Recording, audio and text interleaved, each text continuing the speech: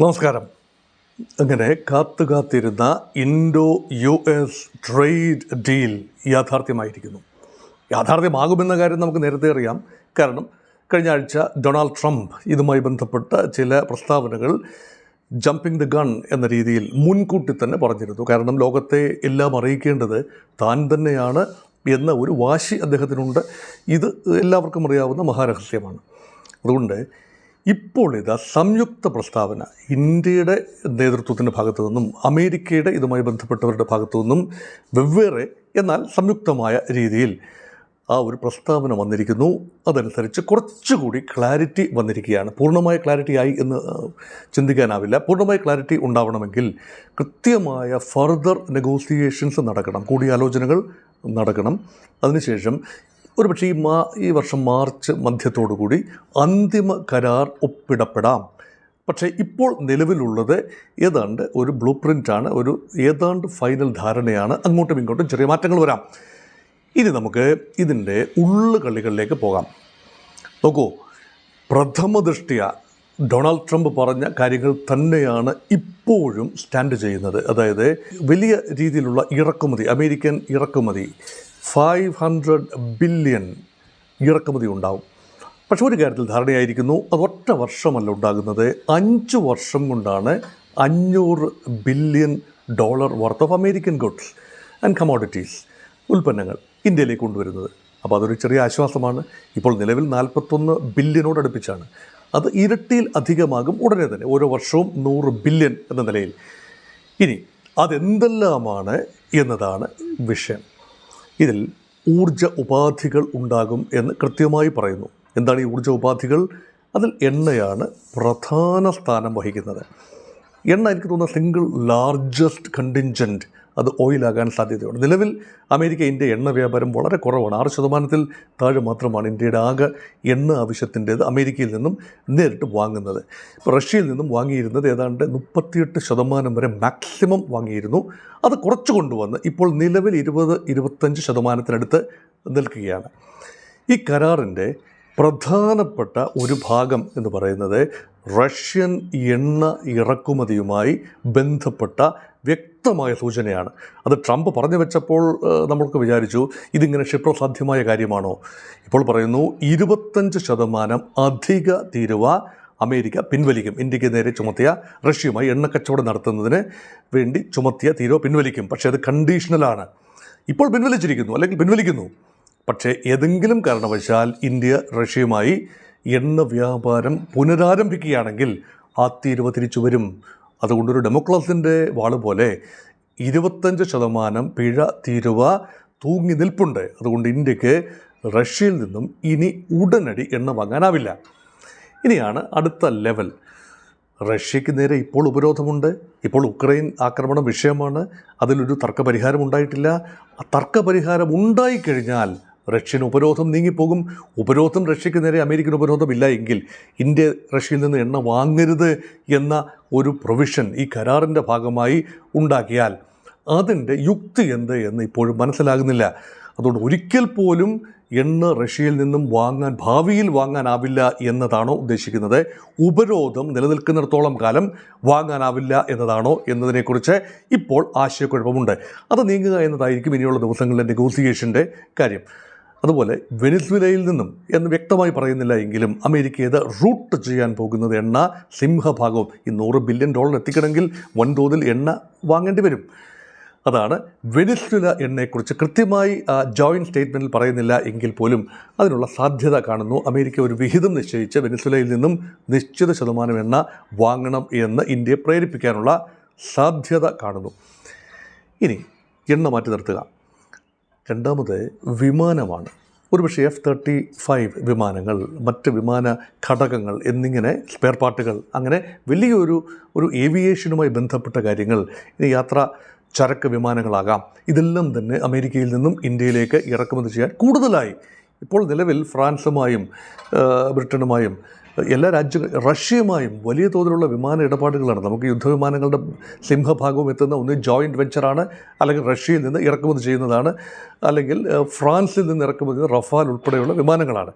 ഇത് തോത് വെട്ടിക്കുറയ്ക്കേണ്ടി വരുമോ? അമേരിക്കയിൽ നിന്നും വൻതോതിൽ വിമാനങ്ങൾ ഇറക്കുമതി ചെയ്യേണ്ട ഒരു അവസ്ഥയിലേക്ക് എത്തിച്ചേരുമോ? അത് വൻകിട വ്യാപാരമാണ്.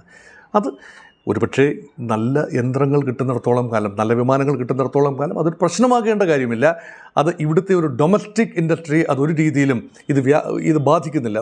എണ്ണ ഇറക്കുമതിയാകട്ടെ, വിമാന ഇറക്കുമതിയാകട്ടെ, ഈ ചില രീതിയിലുള്ള ആയുധ ഇറക്കുമതി ആയിക്കൊള്ളട്ടെ, ഇന്ത്യയുടെ ആഭ്യന്തര വിപണിയെ ബാധിക്കുന്ന കാര്യമല്ല. ഇനിയുമാണ് ആഭ്യന്തര വിപണിയെ ബാധിക്കാൻ സാധ്യതയുള്ള കാര്യം. അതിലേക്ക് വരുമ്പോഴാണ് വലിയ പ്രശ്നം വരുന്നത്. വൈനാണ് ഒരു കാര്യം. വൈൻ ഇറക്കുമതി അനുവദിച്ചിരിക്കുന്നു, അല്ലെങ്കിൽ അതിൽ കാര്യമായ തീരുവയെക്കുറിച്ച് പരാമർശമില്ല. കാരണം ഇന്ത്യ വൻതോതിൽ വൈൻ ഒരുപക്ഷെ അമേരിക്കയിൽ നിന്നും വൈൻ, മദ്യം, പലതരത്തിലുള്ള ബ്രാൻഡി ഐറ്റംസ് എല്ലാം തന്നെ ഇറക്കുമതി ചെയ്യാനുള്ള സാധ്യത. അപ്പോൾ വിദേശ മദ്യം, ഇന്ത്യൻ നിർമ്മിതമല്ല, യഥാർത്ഥ വിദേശ മദ്യം വലിയ തോതിൽ ഇന്ത്യയിൽ അവൈലബിൾ ആകും. അതും ഇപ്പോഴത്തെ വില നിലവാരത്തിൽ നിന്നും കുറഞ്ഞ വില നിലവാരത്തിൽ അവൈലബിൾ ആകും എന്നത് ഏതാണ്ട് ഉറപ്പായിരിക്കുന്നു. കാര്യമായ ദോഷം അവിടെ സംഭവിക്കാനില്ല. അതുപോലെ പഴവർഗ്ഗങ്ങളും അതുപോലെ നട്ട്സുമാണ്, ഫ്രൂട്ട്സ് ആൻഡ് നട്ട്സ്. അപ്പോൾ ഈ ഫ്രൂട്ട്സിൻ്റെ കാര്യത്തിൽ കർശനമായ ഉപാധികൾ ഉണ്ടാകുമെന്ന് ഇന്ത്യയുടെ പ്രസ്താവനയിൽ പറയുന്നു. അതിൽ എണ്ണിപ്പറയുന്നു, ചില ഫ്രൂട്ട്സിൻ്റെ കാര്യം എണ്ണിപ്പറയുന്നു, ആപ്പിളിൻ്റെ കാര്യം പറയുന്നില്ല. അതിനർത്ഥം വൻതോതിൽ ആപ്പിൾ ഇന്ത്യയിലേക്ക് വരും. ഇന്ത്യയിലെ ആപ്പിൾ കർഷകർ ഒരുപക്ഷെ എല്ലായിടത്തും ഇല്ല എന്നോർക്കണം. വലിയ തണുപ്പുള്ള സ്ഥലങ്ങളിലാണ്, പ്രത്യേകിച്ച് ഹിമാചൽ പ്രദേശ് പോലെയുള്ള സ്ഥലങ്ങളിലാണ് ഇന്ത്യയിൽ ആപ്പിൾ ലോബി. കാശ്മീർ, ഹിമാചൽ പ്രദേശ് മുതലായ ഭാഗങ്ങളിലെ ആപ്പിൾ കർഷകർക്ക് വലിയ ദോഷമുണ്ടാകാം. പക്ഷേ ആപ്പിൾ ഇപ്പോൾ നിലവിൽ പോളണ്ടിൽ നിന്നും, ഹംഗറിയിൽ നിന്നും, യൂറോപ്യൻ രാജ്യങ്ങളുടെ മറ്റ് ഇടങ്ങളിൽ നിന്നുമെല്ലാം വൻതോതിൽ ഇറക്കുമതി ചെയ്യുന്നുണ്ട്. അത് അമേരിക്കയിൽ നിന്ന് കൂടി ആപ്പിൾ വന്നാൽ കാര്യമായൊരു ദോഷം വരാനില്ല. ഇവിടെ ആപ്പിളിൻ്റെ വില കുറയാനുള്ള സാധ്യത കൂടുതലാണ്. അതേസമയം മറ്റ് പഴവർഗ്ഗങ്ങൾ, അതായത് ഓറഞ്ച് ഇറക്കുമതിക്ക് തീരുവ ഉണ്ടാകുമെന്ന് ഇന്ത്യ പറയുന്നു. നല്ല തീരുവ ഉണ്ടാകും. നമ്മുടെ ഓറഞ്ച് ഫാർമേഴ്സ്, നാഗ്പൂരിലുമൊക്കെയുള്ള ഓറഞ്ച് ഫാർമേഴ്സിനെ പ്രൊട്ടക്റ്റ് ചെയ്യേണ്ട ആവശ്യമുണ്ട്. അതുപോലെ മുന്തിരിങ്ങ, ഗ്രേപ്സ് ഇറക്കുമതിക്ക് തീരുവയുണ്ടാകും. മറ്റ് ഫ്രൂട്ട്സുകൾ, ഒരുപാട് മറ്റ് ഫ്രൂട്ട്സുകളുടെ പേര്, നാരങ്ങ ഉൾപ്പെടെയുള്ള, ഈ പിന്നെ വാഴപ്പഴം, ഇന്നിങ്ങനെയൊക്കെ, മാമ്പഴം. അപ്പം മാങ്ങ ഉൾപ്പെടെ വലിയ രീതിയിലാണ് മഹാരാഷ്ട്രയിലും ഈ കേരളത്തിലുൾപ്പെടെ, തമിഴ്നാട്ടിലുൾപ്പെടെ, കർണാടകത്തിലുൾപ്പെടെ മാങ്ങയുടെ ഉൽപ്പാദനം വളരെ വലുതാണ്. അത് കയറ്റുമതിക്ക് വേണ്ടി നമ്മൾ കരുതി വെക്കുന്ന ഒരു കാര്യമാണ്. അത് മുന്തിയിനം മാമ്പഴം അമേരിക്ക ഇങ്ങോട്ട് ഇറക്കുമതി ചെയ്യുന്ന ഒരു സാഹചര്യം ഉണ്ടാവില്ല എന്ന് കരുതാം. കാരണം കർശനമായ ടാരിഫ് അവിടെ ഉണ്ടാവും. ഇപ്പോൾ ട്രംപ് പറയുന്നതനുസരിച്ചാണ് 0 ടാരിഫ്. ഏതാണ്ട് എല്ലാ അമേരിക്കൻ കാർഷിക ഉൽപ്പന്നങ്ങൾ ഉൾപ്പെടെ 1% പോലും നികുതി ഇല്ലാതെ ഇങ്ങോട്ട് ഇറക്കുമതി ചെയ്യാം എന്നത് പൂർണ്ണമായി ശരിയല്ല എന്ന് പറയാൻ വേണ്ടിയാണ് ഈ ഇനങ്ങൾ എടുത്തു പറയുന്നത്. അതേസമയം അണ്ടിപ്പരിപ്പുകളുടെ ഇറക്കുമതിക്ക് ഒരു ഉദാര സമീപനം ഉണ്ടാകും. അമേരിക്കയിൽ നിന്നും ബദാം, പിസ്റ്റ, ചെസ്നട്ട്, വാൽനട്ട് ഇതൊന്നും ഇന്ത്യയിൽ കാര്യമായി ഉൽപ്പാദിപ്പിക്കുന്ന കാര്യമല്ല എന്നോർക്കണം. ബദാമിൻ്റെ ഉൽപ്പാദനം ഉണ്ട് എന്നേ ഉള്ളൂ. പക്ഷേ മറ്റ് പല കാര്യങ്ങൾ ഈ കശുവണ്ടി ഉൾപ്പെടെ ഇറക്കുമതി ചെയ്യാമെന്നാണ് ഇപ്പോഴത്തെ നിലയിൽ കാണുന്നത്. അത് വലിയ രീതിയിൽ ഒരുപക്ഷെ നമ്മുടെ ഈ കശുവണ്ടി വ്യവസായത്തെയൊക്കെ എങ്ങനെയാണ് ബാധിക്കുന്നത് എന്ന് ഇനിയും നോക്കിക്കാണേണ്ടതുണ്ട്. സെക്ടർ സ്പെസിഫിക്കായി ഇതേക്കുറിച്ച് കൂടുതൽ അവലോകനം നടത്തേണ്ട ആവശ്യമുണ്ട്. അതുകൊണ്ട് ഇതെല്ലാമാണ് അമേരിക്കയിൽ നിന്നും ഈ പറയുന്ന $100 ബില്യൺ വാർഷിക ഇറക്കുമതിയിൽ ഉണ്ടാകാൻ സാധ്യതയുള്ളതും. നമ്മുടെ കാർഷിക സെക്ടർ ഒട്ടും പേടിക്കേണ്ടതില്ല. അതുപോലെ മിൽക്ക് പ്രൊഡ്യൂസിങ് സെക്ടർ, ക്ഷീര കർഷകർ പേടിക്കേണ്ടതില്ല. അപ്പോൾ ക്ഷീര കർഷകരുടെ കാര്യത്തിൽ വലിയ ആശങ്കയുണ്ടായിരുന്നു. ഇപ്പോൾ അവിടെയും ഗവൺമെൻറ് ഓഫ് ഇന്ത്യയുടെ തീരുമാനം എങ്ങനെയാണ്? സംയുക്ത പ്രസ്താവനയിൽ വരുന്ന കാര്യമാണ്, പാലുൽപ്പന്നങ്ങൾ, ഉൽപ്പന്നങ്ങൾ ഇങ്ങോട്ട് ഇറക്കുമതി ചെയ്യുന്നതിന് തീരുവ ഉണ്ടാകും. അതായത് പ്രൊട്ടക്ഷനിസ്റ്റ് ടാരിഫ് ഇന്ത്യയിൽ ഉണ്ടാവും. അത് എത്രയാണ് എന്ന് കൃത്യമായി പറയുന്നില്ല, എത്ര ശതമാനമാണ് എന്ന് പറയുന്നില്ല. പക്ഷേ അതുണ്ടാകും. അത് പ്രോത്സാഹിപ്പിക്കില്ല. ഒരുപക്ഷെ കോട്ട നിശ്ചയിച്ചിരിക്കും, അല്ലെങ്കിൽ ഒരു പരിധി നിശ്ചയിക്കും, അല്ലെങ്കിൽ തീരുവ ഉണ്ടാകും. ഇതെല്ലാമാണ് വരുന്നത്.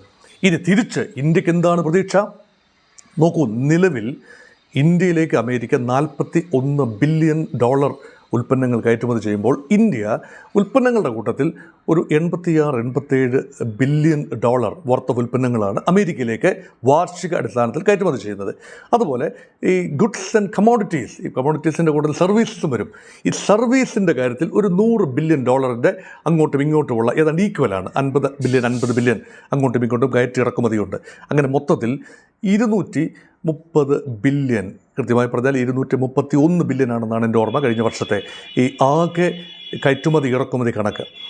അതിൽ ഒരു ക്വാണ്ടം ജമ്പ് ഉണ്ടാകും. അമേരിക്കയിൽ നിന്നും 100 ബില്യൺ ഒരു വർഷം ഇങ്ങോട്ട് ഇറക്കുമതി ചെയ്യുമ്പോൾ നമുക്ക് വ്യാപാര മിച്ചമാണ്. ഓൾറെഡി നമുക്ക് $46 ബില്യൺ വ്യാപാര മിച്ചമാണ്. അപ്പോൾ ഇന്ത്യ എത്ര ഡോളർ വർത്ത് ഓഫ് ഉൽപ്പന്നങ്ങൾ കയറ്റുമതി ചെയ്താൽ പറ്റും? ഇപ്പോഴത്തെ വ്യാപാര മിച്ചം നിലനിർത്തുന്നതിന് വേണ്ടി ഒരുപക്ഷെ $146 ബില്യൺ വർത്ത് ഓഫ് കാര്യങ്ങൾ അമേരിക്കയിലേക്ക് ഇന്ത്യ കയറ്റുമതി ചെയ്യേണ്ടി വരും. ഒരുപക്ഷെ ശതമാനക്കണക്കിൽ നോക്കിയാൽ അതിനേക്കാൾ കൂടുതൽ. അമേരിക്കയുടെ ഇരട്ടിയാകുമ്പോൾ ഇന്ത്യയിൽ ഇപ്പോഴുള്ള 86 ഇരട്ടിയാകും, $160-170 ബില്യൺ.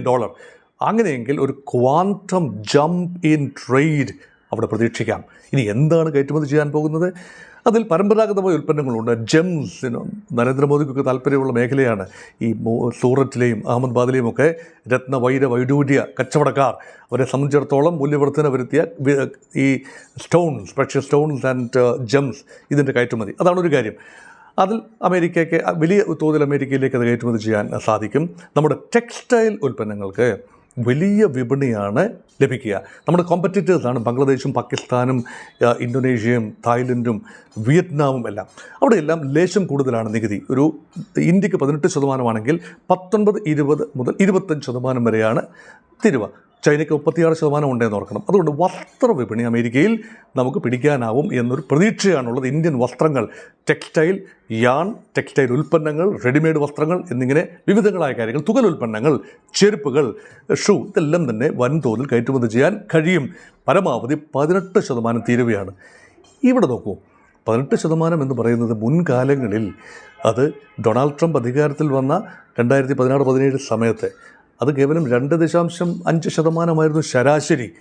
അതാണ് ഉയർത്തി 25% പിന്നീട് അത് പിഴപ്പലിശ ഉൾപ്പെടെ 50% ആണിപ്പോൾ. പിഴപ്പലിശ ഒഴിവാക്കി ബാക്കി ഉണ്ടായിരുന്ന 25 നിന്നും കുറച്ചുകൊണ്ടുവന്ന് 18 മാറ്റിയത്. അപ്പോഴും യൂറോപ്യൻ യൂണിയനിലേക്ക് ഇതിനേക്കാൾ ലാഭകരമായി കയറ്റുമതി ചെയ്യാൻ ആവും എന്നത് നമ്മുടെ കർഷകരെ സംബന്ധിച്ചിടത്തോളം ഒരു സാധ്യതയാണ്. നമ്മുടെ എക്സ്പോർട്ടേഴ്സിനെ സംബന്ധിച്ചിടത്തോളം ഒരു സാധ്യതയാണ്. കാരണം അവിടെ 0% ടാരിഫാണ്, ഇമ്പോർട്ട് ഡ്യൂട്ടിയാണ് അവിടെ ചുമത്തുന്നത്. ഏതാണ്ട് 95% കാര്യങ്ങൾക്കും ആ ഡീൽ അങ്ങനെ ആവുകയാണെങ്കിൽ, യൂറോപ്യൻ ഡീൽ സാധ്യമാവുകയാണെങ്കിൽ, അങ്ങനെയെങ്കിൽ അമേരിക്കൻ എക്സ്പോർട്ട് പറയുന്നത് പോലെ വലിയ ആകർഷകമായ ഒരു കാര്യമാകുമോ എന്നത് സംശയമുണ്ട്. പക്ഷേ ഒരു മെച്വർ, സ്റ്റേബിൾ, സെക്യൂർ വിപണി, സിംഗിൾ ലാർജസ്റ്റ് വിപണി, ഏവരും ആഗ്രഹിക്കുന്ന വിപണി, അമേരിക്കൻ ഡോളറിൽ വിദേശ നാണ്യം നേടിത്തരുന്ന വിപണി എന്ന നിലയിൽ അമേരിക്കൻ എക്സ്പോർട്ടിനെ വലിയ പ്രതീക്ഷയോടെയാണ് കാണേണ്ടത്. മാത്രമല്ല, ഇന്ത്യയുടെ, ഞാൻ പല ആവർത്തി സൂചിപ്പിച്ചതുമാണ് മുൻ വീഡിയോകളിൽ ഉൾപ്പെടെ, ഇന്ത്യയുടെ ട്രസ്റ്റ് എന്ന് പറയുന്നത് വികസിത് ഭാരത് ബൈ 2047, സ്വാതന്ത്ര്യാനന്തരം 100 വർഷത്തിനുള്ളിൽ വികസിത ഭാരതം സാധ്യമാകണം എങ്കിൽ യഥാർത്ഥത്തിൽ നമ്മളൊരു ഇൻവേർഡ് ലുക്കിംഗ് ഇക്കോണമി ആയാൽ പോരാ. അതായത് ഇവിടെ തന്നെ ഉത്പാദിപ്പിക്കുന്നു, ഇവിടെ തന്നെ ഉപഭോഗം നടത്തുന്നു, അതുപോരാ.